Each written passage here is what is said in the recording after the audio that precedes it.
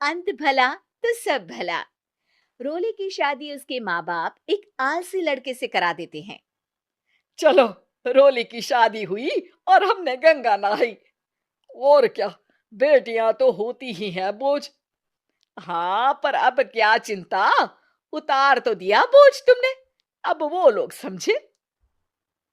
ससुराल में रोली का पति कहता है, देखो, मैं कोई काम नहीं करता। ये बात तुम्हारे मम्मी पापा को बता दी थी मैंने। अब जो किराया आता है दुकान का, उसी से घर का गुजारा करना है।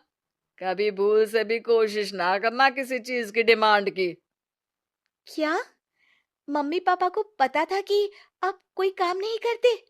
और क्या, बड़ा अच्छे से पता था। उन लोगों को तो तुम बोझ लगती थी। बोल रहे थे कि बस शादी कर लो, और कोई मतलब नहीं है। रोली को ये सुनकर बहुत गुस्सा आता है, लेकिन करती भी तो क्या, क्योंकि वो जानती थी कि उसके माता पिता ऐसे ही हैं। जैसे तैसे रोली दिन काट रही थी। रोली को एक प्यारी सी बेटी होती है। धीरे धीरे वो बड़ी होती है और उसके साथ उसकी जरूरतें भी बढ़ती जाती हैं। सुनिए जी, अब तो सिमी बड़ी हो रही है, उसका स्कूल में दाखिला कराना है। मैंने अब तक तो जैसे तैसे समय काट लिया, लेकिन मैं बच्ची की परवरिश में कोई कमी नहीं रखूंगी।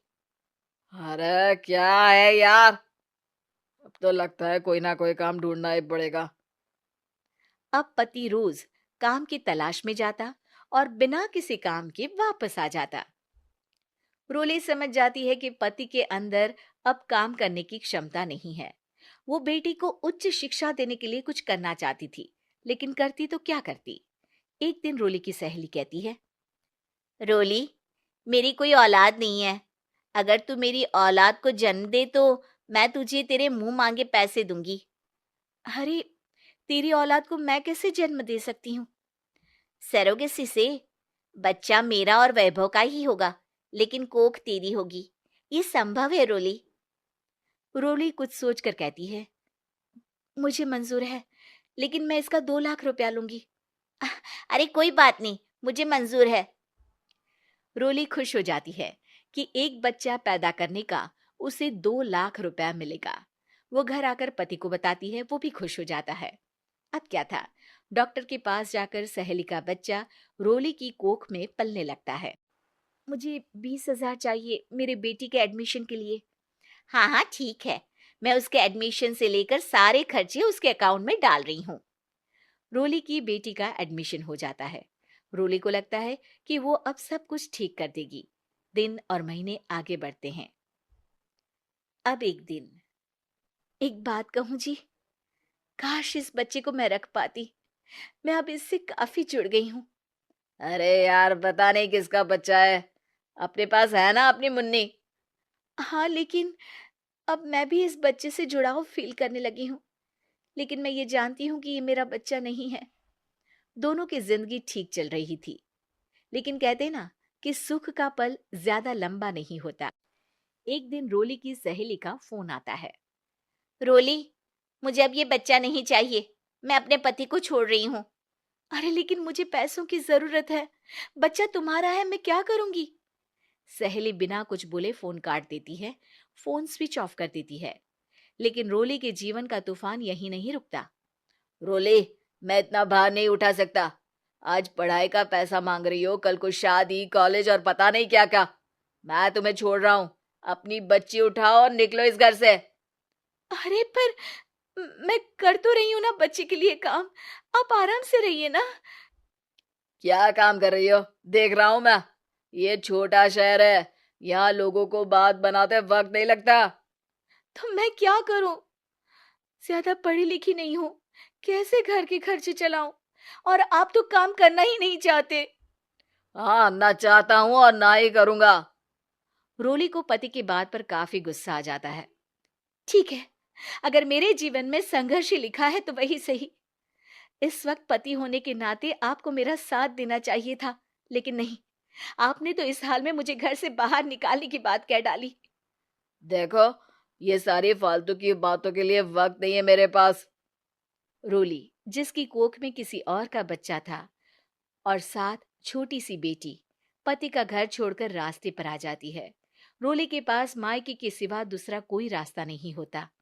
अरे रोली कैसी है? कितने दिनों के लिए आई है? हमेशा के लिए माँ। वो माँ को सारी बात बता देती है। ओए लड़की, इतनी हिम्मत का काम कर लिया। अरे ना ना, यहाँ कोई जगह नहीं है। तुम तो अपना बोरिया बिस्तर उठाओ और निकलो यहाँ से। रोली के पास अब मायके का रास्ता भी नहीं बचता। वो चुपचाप बच्ची को लेकर जा रही थी कि उसे दर्द होता है और वो डॉक्टर के पास चली जाती है। और फिर वहां वो एक प्यारे से बेटे को जन्म देती है। कितना प्यारा है। कितने अभागे हैं इसके माँ बाप जो इसके पैदा होने पर भी नहीं है। तभी वहां डॉक्टर आ जाती है। रोली, बच्चे के पिता तुमसे मिलना चाहते हैं। आपका बहुत बहुत शुक्रिया। मैं इस बच्चे को पालूंगा, भले ही इसकी माँ ने इसे छोड़ दिया हो, पर मैं अपनी जिम्मेदारी निभाऊंगा। तो क्या आप मुझे इसके पैदा करने के लिए जिन पैसों की बात हुई थी वो भी देंगे? हाँ, और साथ ही आप चाहें तो मेरे घर में रहकर मेरे बच्चे की देखभाल भी कर सकती हैं। मैं उसके लिए आपको सैलरी दे दिया करूंगा। रोली को लगता है कि जैसे भगवान ने उसके लिए सुकून का रास्ता खोल दिया। वो अब मुकेश के साथ उसके घर चली जाती है, जहां रहकर वो उस बच्चे की देखरेख करती है। अब मुकेश के घर को रोली अच्छे से संभाल लेती है। उसके लिए खाना बनाने से लेकर बच्चों की देखभाल और घर की देखरेख। धीरे धीरे मुकेश को रोली से प्यार हो जाता है। रोली, तुम्हारी बेटी और मेरा बेटा बिल्कुल भाई बहन की तरह साथ रहते हैं। हाँ, आखिर है तो एक ही कोख के बच्चे। अटैचमेंट तो होगा ही ना। रोली, तुमने घर और मुझे दोनों को संभाल लिया। ये तो मेरा काम है। आपने भी तो मुझे छत दी जिससे मैं अपनी बेटी की पढ़ाई और भविष्य के लिए पैसे जोड़ सकूं। अब रोली, क्या तुम मुझसे शादी करोगी? अब मैं जानता हूं तुम्हारी भी शादी कुछ खास अच्छी नहीं रही। रोली को मुकेश की बात ठीक लगती है। वो उसे हाँ बोलने की सोच ही रही होती है कि उसके पहले पति का फोन आ जाता है। रोली, मैं बहुत परेशान हूँ। मेरा एक्सीडेंट हो गया है। मैं चाहता हूँ तुम वापस आ जाओ। रोली को पुराने पति की चिंता होने लगती है। वो सोचती है कि वो क्या कर रही थी।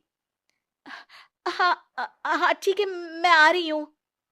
हाँ रोली, आ जाओ, लेकिन बच्ची को कहीं हॉस्टल में छोड़कर आना, क्योंकि मैं नहीं चाहता कि हम लोगों के बीच फिर से वो सारी बातें हो।